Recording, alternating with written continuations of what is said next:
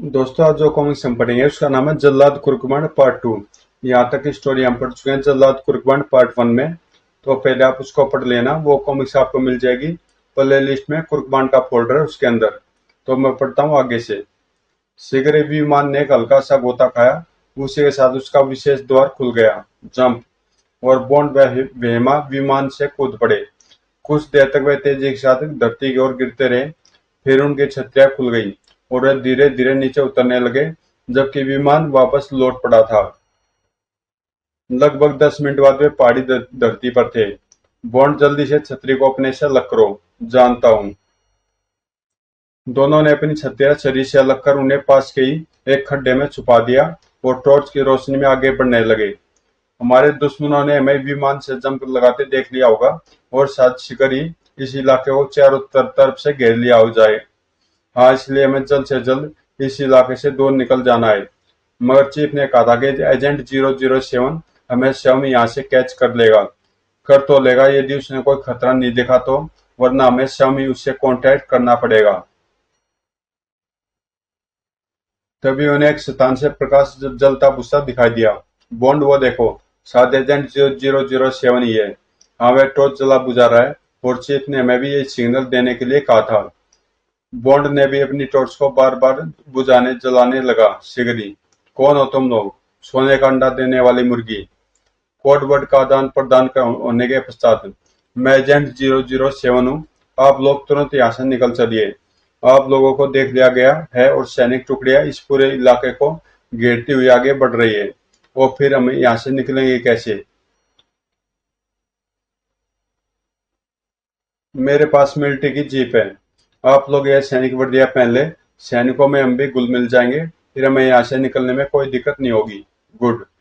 पहली बार बॉन्ड ने गौर से उस साय को देखा और पाया कि उसके शरीर पर भी सैनिक वर्दी है। काफी होशियार जान पड़ता है। तभी पूरी तैयारी के साथ हमें रिसीव करने पहुंचाए। बॉन्ड और रेमा ने अंधेरे में ही अपने कपड़ों के ऊपर सैनिक वर्दियां पहन ली और सिर पर कैप पहन ली। अब तीनों सैनिक लग रहे थे। मेरे पीछे आई, लेकिन अपनी टॉर्च मत जलाइएगा। दोनों उसके पीछे हो लिए।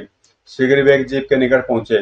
मिस्टर 555, आप मेरे साथ बैठिए और एजेंट 01 आप पीछे बैठिए। ठीक है। दोनों बैठे और 007 ने जीप स्टार्ट कर उसे एक तरफ दौड़ा दी। एजेंट 007 का कहना ठीक ही था। उन्हें देख लिया गया था। यही कारण था कि सशस्त्र सैनिकों की कई टुकड़ियां कई तरफ से उस पहाड़ी इलाके को घेरती हुई आगे बढ़ रही थी। 007 एक अच्छा ड्राइवर था, तभी तो जीप को उस शतान से पर भी काफी तेज दौड़ा रहा था। परंतु शिकारी, ओह, आगे सैनिक दस्ता है, आप लोग सावधान रहिएगा। चिंता मत करो, हम लोग किसी भी खतरे से निपटने के लिए बिल्कुल तैयार हैं। कहने के साथ ही बॉन्ड और रेमा ने अपने अपने वस्त्रों से छोटी छोटी गनें निकालकर पैरों के बीच छुपा ली। ए, जीप रोको, अपना परिचय पत्र दिखाओ। 007 ने चुपचाप अपनी जेब से कार्ड निकालकर सैनिक ऑफिसर की ओर बढ़ा दिया। ऑफिसर टॉर्च की रोशनी में उसका कार्ड देखने लगा। जल्दी, जल्दी, ठीक है, लो। लेकिन तुम वापस कहाँ जा रहे हो? तुम्हारे दस्ते को तो आगे बढ़कर खोजबीन करने के लिए कहा गया था। सर, इन दोनों सैनिकों के पेट अचानक खराब हो गए हैं, इसलिए इन्हें कैंप तक पहुंचाने जा रहा हूँ। ठीक है, जाओ, लेकिन जल्दी वापस लौटना। Okay sir. 007 ने प्रसन्न मन से जीप आगे बढ़ा दी और 10 मिनट बाद वे उस इलाके से दूर निकल गए। शुक्र हम सकुशल उस इलाके से निकल आए। और यह तुम्हारी तेज दिमाग का कमाल है एजेंट 007। जी, तारीफ का शुक्रिया, लेकिन एजेंट 555, खतरा भी पूरी तरह से टला नहीं है। शहर में प्रविष्ट होने से पहले चेक पोस्ट आएगा और वहां कहते कहते 007 चौंक उठा। ओ माई गॉड! क्यों, क्या हुआ 007? आने वाले चेक पोस्ट पर हम सबकी तलाशी ली जाएगी और यह भी सवाल किया जाएगा कि हम शहर क्यों जा रहे हैं। ओह! तीनों कुछ क्षणों के लिए गहरी सोच में डूब गए। फिर हेमा बोली, एक बात बताइए मिस्टर 007, क्या हमारा शहर में जाना जरूरी है? हाँ, लेकिन वहां मैं आप लोगों को अपने घर नहीं ले जा रहा। हमें तो शहर के दूसरी छोर पर बने मिलिट्री कैंप में जाना है, जहाँ प्रोफेसर दिवाकर को कैद रखा गया है। इसलिए हमें हर प्रकार से शहर से होकर गुजरना ही पड़ेगा। फिर तो यह गंभीर समस्या है। कोई गंभीर समस्या नहीं है। हम लोग अपने हथियार जीप के तले में छिपा लेते हैं क्योंकि हमारे हथियारों की बनावट दूसरे किस्म की है। केवल तुम ही अपनी मशीन गन अपने पास रखना, ताकि यदि जरूरी हुआ तो दुश्मनों से तुरंत निपटा जा सके। वह तो ठीक है मिस्टर बॉन्ड, लेकिन हम सुरक्षा सैनिकों के इस प्रश्न का क्या उत्तर देंगे कि हम सैनिक शहर क्यों जा रहे हैं? कह देंगे कि हम शहर के दूसरी ओर सैनिक कैंप में जा रहे हैं, तब तो वे हमें तुरंत गोली मार देंगे, क्योंकि उस कैंप की वहां मौजूदगी को बहुत ही गुप्त रखा गया है और वहां किसी बाहरी सैनिक को जाने की इजाजत नहीं है। वहां केवल वही सैनिक आ जा सकते हैं जिनके पास विशेष काले रंग का कार्ड हो। ओह! तभी बॉन्ड के दिमाग में एक आइडिया आया और वह लेटा सा होकर जोर जोर से कराने लगा। हाय हाय, मर गया। अरे आपको अचानक क्या हुआ मिस्टर बॉन्ड? हाय मेरा पेट, हाय इसमें आग सी लग रही है। मिस्टर बॉन्ड धीरज रखिए, हम आपको डॉक्टर के पास लिए चलते हैं। हेमा की बात सुन बॉन्ड चट से ठीक होकर बैठ गया। बस यही बात मैं तुम्हारे मुंह से कहलवाना चाहता था। क्या समझा मिस्टर 007? मैं आपकी योजना समझ गया मिस्टर बॉन्ड। वास्तव में आप काफी तेज दिमाग रखते हैं। आप ठीक कहते हैं, लेकिन मेरे पिता और आम लोग मुझे मूर्ख ही समझते हैं। ही ही हा हा। फिर अपने हथियार जीप के नीचे छिपाकर बॉन्ड भी पिछली सीट पर पहुंच गया। फिर जैसे चेक पोस्ट आए, दोनों जोर जोर से कराने लगे। आह! हाय! क्या हुआ इन्हें? सर, हम दुश्मनों के जासूस को पकड़ने काली पहाड़ी पर गए थे। वहां अचानक इन दोनों की हालत बिगड़ गई। हाय! फर्स्ट एड से भी कोई फायदा नहीं पहुंचा, इसलिए कमांडर के आदेश पर मैं इन्हें मिलिट्री हॉस्पिटल ले जा रहा हूँ। ओह! ठहरो, मैं फटाफट तुम लोगों की तलाशी ले लेता हूँ। हाय! जब तक आप हमारी गाड़ी और हमारी तलाशी लेंगे तब तक इनका काम तमाम हो जाएगा सर। हाय! लेकिन बिना तलाशी लिए मैं तुम्हारी जीप को शहर में जाने भी तो नहीं दे सकता। आप मेरा कार्ड देख लीजिए सर। ठीक है, चलो वहीं दिखाओ। 007 ने अधिकारी को अपना कार्ड दिखा दिया और अधिकारी ने संतुष्ट होकर उन्हें शहर में जाने का मार्ग दे दिया। हाय! और जीप के आगे बढ़ते ही बॉन्ड और हेमा प्रसन्नता से उछलकर बैठ गए। हुर्रे! हम लोग शहर में दाखिल हो गए। जी हाँ मिस्टर बॉन्ड, आपकी योजना कामयाब रही। फिर 1 घंटे के सफर के पश्चात वे लोग वहां से होकर शहर से बाहर निकलकर दूसरे छोर पर पहुंच गए। तब तक भोर का उजाला चारों ओर फैलने लगा था। जीप को कुछ और आगे ले जाकर 007 ने कच्चे में उतार दिया और पेड़ को झुरमुटों में ले जाकर रोक दिया। यहाँ गाड़ी रोकने का मतलब, एक तो दिन का उजाला फैल चुका है, दूसरे सैनिक कैंप यहाँ से अब सिर्फ 2 किलोमीटर पर है और मेरी योजना की खा पी कर यहीं संध्या तक आराम किया जाए। फिर हम पैदल ही कैंप तक जाएंगे और प्रोफेसर को छुड़ाने का प्रयत्न करेंगे। ठीक है, लेकिन इस बात का तो तुम्हें पूरा विश्वास है ना कि प्रोफेसर दिवाकर को उसी कैंप में रखा गया है? हाँ, मुझे इस संबंध में पूरी जानकारी है। फिर ठीक है। तीनों जीप से उतर पड़े। फिर थोड़ा टहलकर फ्रेश होने के पश्चात तीनों खाने पीने में जुट गए। खाने पीने का सामान 007 जीप में अपने साथ लेकर आया था। खा पी कर वे लोग सो गए और थके हारे होने के कारण उन्हें इतनी गहरी नींद आई कि उनकी आंख दिन ढलने पर ही खुली। ओह! खूब सोए। हाँ, लेकिन आंख ठीक वक्त पर खुल गई। मेरे विचार से अब हमें यहाँ से अपने ऑपरेशन पर निकल पड़ना चाहिए। और वे तीनों अपना अपना किट बैग संभालकर कच्चे रास्ते से एक तरफ बढ़ चले। हमारा रात को सफर करना ही उचित था, वरना दिन में इस पोजीशन में आगे बढ़ते तो तुरंत धर लिए जाते। वह रास्ता कच्चा जरूर था, लेकिन शॉर्टकट था, इसलिए वे लोग 20-25 मिनट में ही सैनिक छावनी पहुंच गए। तब तक रात का गहरा अंधकार व सन्नाटा चारों तरफ फैल चुका था। यही है नया सैनिक कैंप, जहाँ प्रोफेसर को रखा गया है। हम उस तरफ से कांटेदार तारों को काटकर कैंप के भीतर प्रवेश करेंगे। ठीक है, लेकिन भीतर प्रविष्ट होने के बाद तुम लोग यही कोशिश करना कि किसी भी मौके पर गोली चलाने की नौबत न पड़े। मेरा मतलब तो तुम समझ ही गए होगे। समझ गए। तुम्हारे कहने का मतलब है कि दुश्मनों का सफाया हमें इस ढंग से करना है कि शोर नहीं होने पाए। गुड, यही था मेरे कहने का मतलब।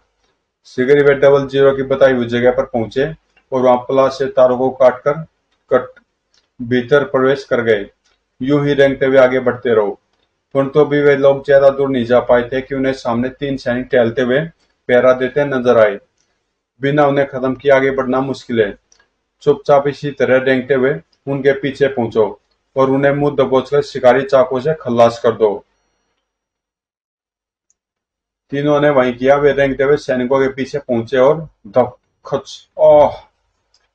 तीनों पहरेदारों को खत्म करने के पश्चात उन्होंने उनकी लाशों को ठिकाने लगाया, फिर उनकी गनें संभालकर आगे बढ़ चले। परंतु उनके थोड़ा और आगे बढ़ते ही हॉल्ट! ओह, फिर खतरा! पीछे पलटो! बॉन्ड आदि पलट पड़े। उनके पलटते उनके चेहरों पर शक्तिशाली टॉर्च का तीव्र प्रकाश पड़ा। यह क्या बेहूदगी है? अरे, यह तो अपने सैनिक नहीं है, हमारे पड़ोसी देश के एजेंट मालूम पड़ते हैं, वही जिनकी खबर अभी भी हमें प्राप्त हुई है। खत्म कर दो इन्हें, फायर! परंतु इससे पहले कि उन सैनिकों में से कोई फायर कर पाता, मजबूरी में बांड आदि को गोलियां चलानी पड़ी। तड़ तड़ तड़! ओह! उफ!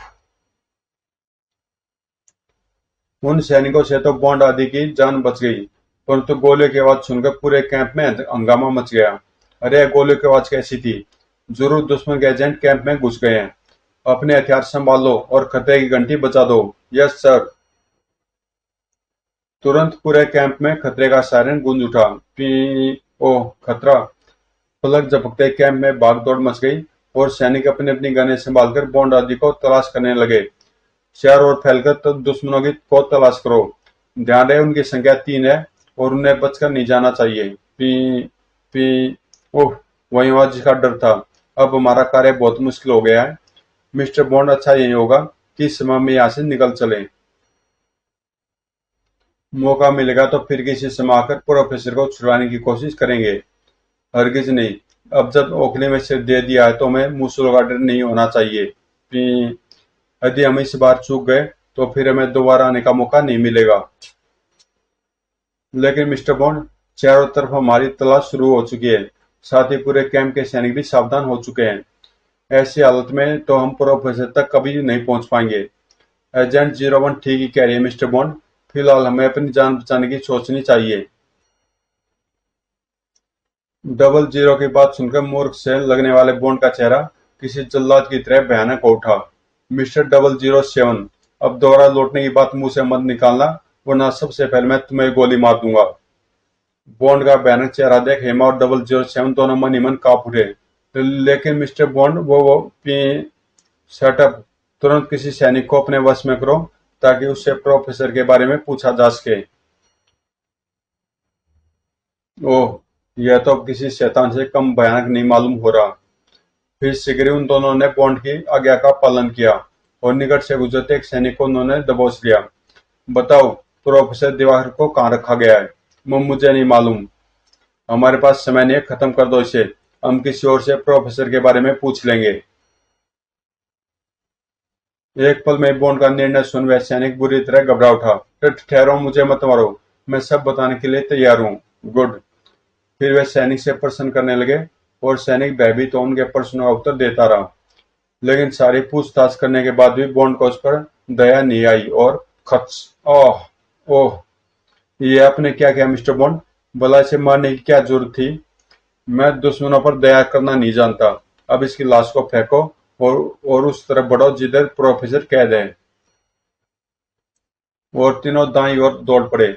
मार्ग में जो भी सैनिक उनका मार्ग रोकने की कोशिश करता, वे उसे भून कर रख देते। ओह! उफ! जल्दी वे की मात के निकट पहुंच गए। प्रोफेसर यहीं कैद है। हाँ, किसी पर कोई दया दिखाने की जरूरत नहीं है, चलो। उसी इमारत के एक कमरे में दुश्मन कैंप में घुस आए। हो सकता है वे प्रोफेसर को छुड़ाने यहाँ भी आ पहुंचे। तुम सब सावधान रहना, मैं और सैनिक लेकर अभी आता हूँ। Yes sir. तभी बाहर से गोलियों की एक तेज बौछार आई। तड़ तड़ तड़! उफ! हाय! अरे बाप रे, लगता है दुश्मन यहाँ पहुंचे हैं। आह! तड़ तड़ तड़! ई! वाह! लगता है हमारे देश के एजेंट मुझे लेने आ पहुंचे हैं। तभी दरवाजे पर बॉन्ड आदि दिखाई दिए। आह! बॉन्ड बेटे, अब आपको घबराने की जरूरत नहीं है प्रोफेसर अंकल, हम लोग आ पहुंचे हैं। फिर आनंद फानन में उन्होंने प्रोफेसर को बंधन मुक्त कर दिया। आप हमारे पीछे ही प्रोफेसर अंकल। बॉन्ड आदि प्रोफेसर को घेरे में लिए इमारत से बाहर निकल आए। वह देखो मिस्टर बॉन्ड, सैनिक हमारी ओर ही आ रहे हैं। देखना कि आप भून डालो सबको। रास्ता साफ करने के लिए दस्ती बमों और धुएं के बमों का प्रयोग भी करो। ध्यान रहे, मैं दुश्मनों का सफाया करते हुए बाईं ओर बढ़ना है। दांत दुश्मनों का एक सैनिक विमान खड़ा है। इस विमान के बारे में जानकारी उन्हें उसी पकड़े गए सैनिक से मिली थी। अगले ही पल टेट ओह उफ आए। बॉन्ड आदि ने जहां दुश्मन सैनिकों की संख्या ज्यादा देखी, वहां दस्ती बमों और धुएं के बमों का खुलकर प्रयोग किया। धड़ाम फटाक खो खो खो। परंतु जैसे वे दुश्मनों का सफाया करते हुए दुश्मनों के सैनिक विमान के निकट पहुंचे, पास ही से गोलियों की एक बौछार आई और 007 उसकी चपेट में आ गए। आई। परंतु बॉन्ड ने उस दुश्मन सैनिक को दोबारा फायरिंग करने का मौका नहीं दिया। आई। हेमा और प्रोफेसर लपक कर 007 के पास पहुंच गए। 007 तुम ठीक तो हो ना? हाँ हाँ, मैं बिल्कुल ठीक हूँ मिस हेमा। अपने कर्तव्य, अपने देश की मान को बचाने के लिए मैं कुर्बान हुआ, इसकी मुझे बेहद खुशी है। अलविदा मेरे अजीज दोस्तों, जय हिंद। इसी के साथ 007 की गर्दन एक तरफ ढुलक गई। प्रोफेसर व हेमा की आंखों में आंसू भर आए, लेकिन बॉन्ड बड़ा संजीदा था। यह समय भावनाओं में बहने का नहीं है मिस हेमा, जल्दी से विमान में सवार हो जाओ। हम सबसे ज्यादा प्रोफेसर की जान कीमती है, अतः इन्हें बचाना बहुत जरूरी है। जल्दी करो, दुश्मन सैनिक यहाँ पहुंचते ही होंगे। हेमा ने आंसू पोंछ डाले और तीनों फटाफट उस विमान में सवार हो गए। बॉन्ड और हेमा एक कुशल पायलट भी थे, दोनों ने पायलट सीटें संभाल ली। अगले पल उन्होंने विमान का इंजन स्टार्ट कर दिया और विमान रेंगता हुआ जल्दी रनवे पर दौड़ने लगा। तभी अरे दुश्मन हमारा विमान लेकर भाग रहे हैं, फायर। सैनिकों ने विमान पर गोलियां और दस्ती बमों की बौछार कर दी। धड़ाम। परंतु विमान सकुशल जमीन छोड़ने में सफल हो गया था।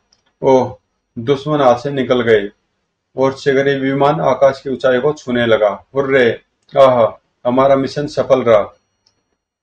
परंतु जब बॉन्ड और हेमा और प्रोफेसर दिवाकर को अपने अभियान के सफल होने और अपने सकुशल देश लौटने की खुशी थी, वहीं 007 की मौत का असीम दर्द भी उनके दिलों में था। समाप्त। तो दोस्तों, कॉमिक्स यहीं पे समाप्त होती है और मिलते हैं किसी अगली कॉमिक्स में।